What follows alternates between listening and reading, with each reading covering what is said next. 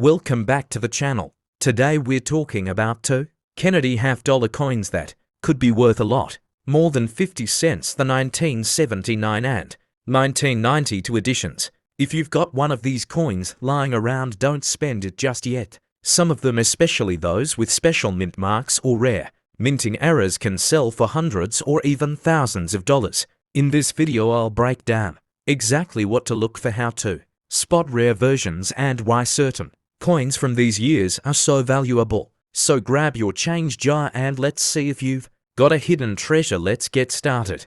First up, the Kennedy half-dollar was first issued in 1964, just months after President Kennedy's tragic assassination in November 1963. Americans embraced the coin as both a circulating currency and a symbol of national unity and remembrance. Originally, the coin contained 90% silver, but by 1971, due to rising silver prices, the composition was permanently changed to a copper-nickel-clad version. By the time we reached 1979, the coin had long lost its silver content, but not its sentimental value. Millions of Americans still held onto these coins as keepsakes, gifts, or pieces of history. The 1979 version, particularly the one without a mint mark, carries a unique story, not because it's rare in quantity, but because of what it tells us about how and where it was made. Let's talk about the missing mint mark. The absence of a mint mark on a 1979 Kennedy half-dollar means it was minted at the Philadelphia Mint, which traditionally did not use mint marks on circulating coins until 1980. That's right, your 1979 Kennedy half-dollar without a DOS mark is a Philadelphia issue. This makes it a transitional coin from a period just before the mint decided to standardize identifying marks across all facilities. While over 68 million of these Philadelphia half-dollars were produced, uncirculated examples still carry collector value due to their condition, luster, and strike quality. Many of these coins were distributed in Federal Reserve rolls or mint sets, and if yours is from one of those sets, it could retain exceptional brilliance and near-perfect surfaces. The design of the Kennedy half-dollar remains one of the most beloved in U.S. coinage. On the obverse you will find the left-facing portrait of John F. Kennedy, designed by Gilroy Roberts, who was the chief engraver of the U.S. Mint at the time. The reverse features the presidential seal designed by Frank Gasparro, showing a heraldic eagle with a shield holding an olive branch and arrows, symbol of peace and strength, surrounding it are 50 stars representing the states. Every tiny detail on this coin, from Kennedy's hair to the eagle's feathers, carries historical artistry, and in uncirculated condition those sharp details shine with remarkable clarity. The coin measures 30.6 millimeters in diameter and weighs 11.34 grams, with a copper core and a nickel coating that gives it its distinctive silver gray color. When we talk about an uncirculated 1979 Kennedy half-dollar, we are referring to a coin that has never been used in everyday commerce, meaning it has not been exposed to wear or handling in numismatics. Uncirculated coins are typically graded on the mint state scale, ranging from MS60 to MS70. A coin graded MS60 may have minor bag marks or light surface abrasions, while an MS65 or higher will exhibit strong luster, full details, and minimal imperfections. A flawless MS70 example, though extremely rare, would show no visible flaws under 5x magnification. So if you have an uncirculated 1979 Kennedy half-dollar without a mint mark, now let's discuss the market side. While the 1979 Kennedy half-dollar without a mint mark is not rare in general, collector interest in pristine examples remains strong. This is particularly true for coins that have high luster, clean fields, and sharp strikes. Over the past decade, the Kennedy series has seen renewed popularity, especially among younger collectors who appreciate its modern yet historic design. According to recent auction records and coin price guides, typical uncirculated specimens sell for $2 to $5, but coins graded MS65 or better can command $10 to $25. Exceptional examples certified MS67 or higher have been known to sell for $100 or more, depending on market demand. The key Takeaway is that condition, not rarity, drives value for this particular year. It's also worth mentioning that some 1979 Kennedy half dollars exhibit minor variations, or errors that can increase value.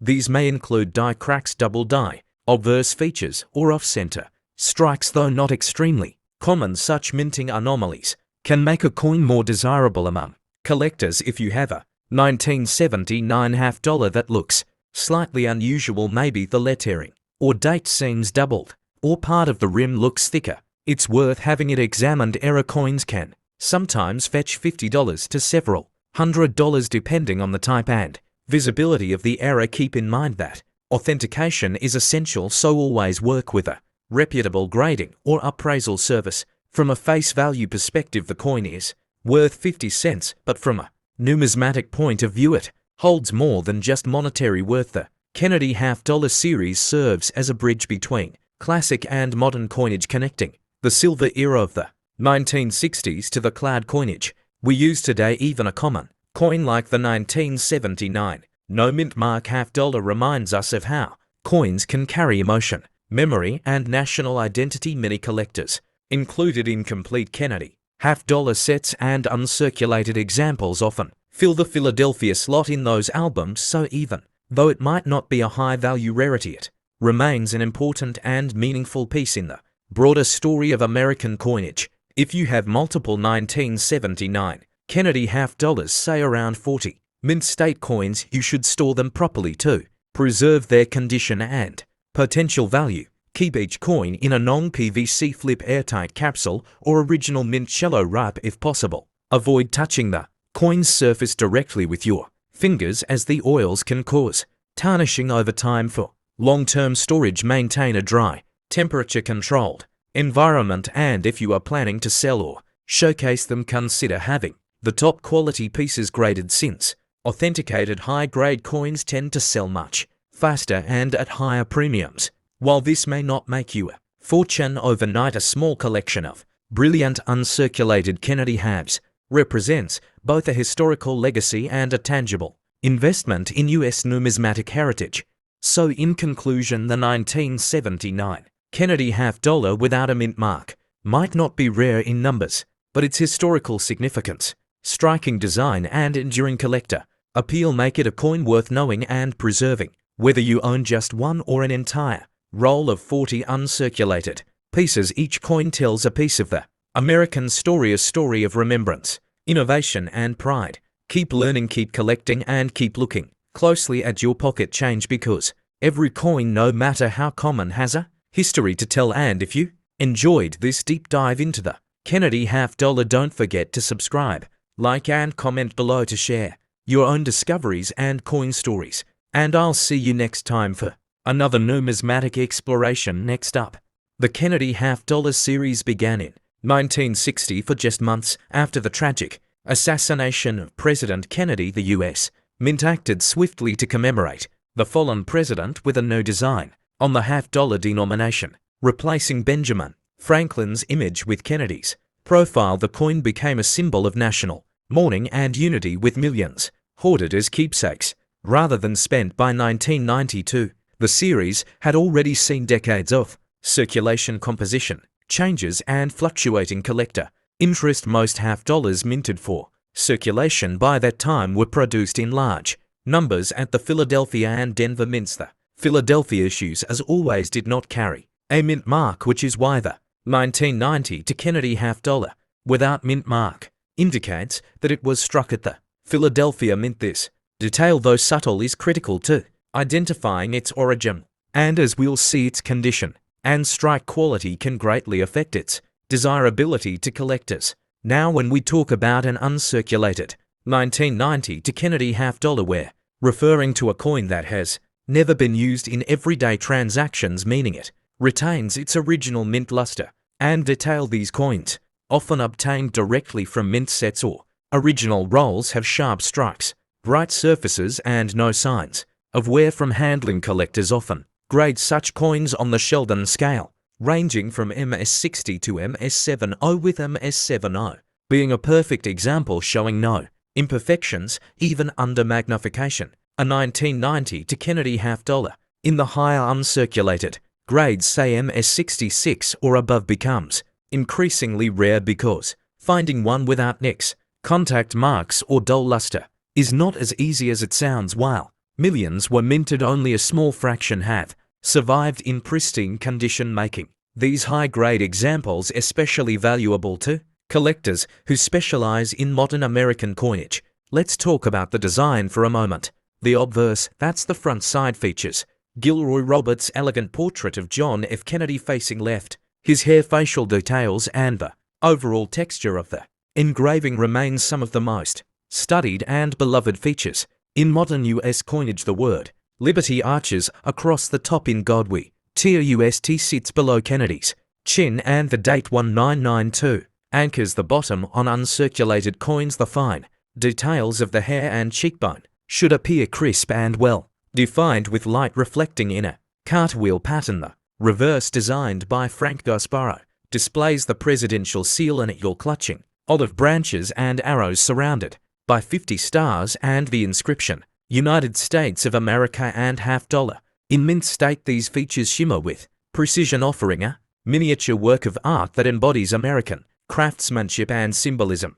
Now about that missing mint mark. The 1992 Kennedy $50 without a mint mark was, as mentioned earlier, struck at the Philadelphia Mint. But what's interesting is that certain collectors and new hobbyists often confuse a missing mint mark for an error or rarity. In this case, however, it's standard for Philadelphia coins of that era. Only the San Francisco Mint's proof coins and Denver Mint's circulation strikes bore S and D mint marks respectively. That said, true error coins with missing or misaligned mint marks do exist in the Kennedy series, but they're typically from years when mint marks were hand-punched into dies, something that ended long before 1992. So while this coin's no mint mark is not an error, its uncirculated condition still sets it apart from typical examples found in pocket change or coin rolls. When it comes to value, the 1992 Kennedy $50 without mint mark is generally worth around $2 to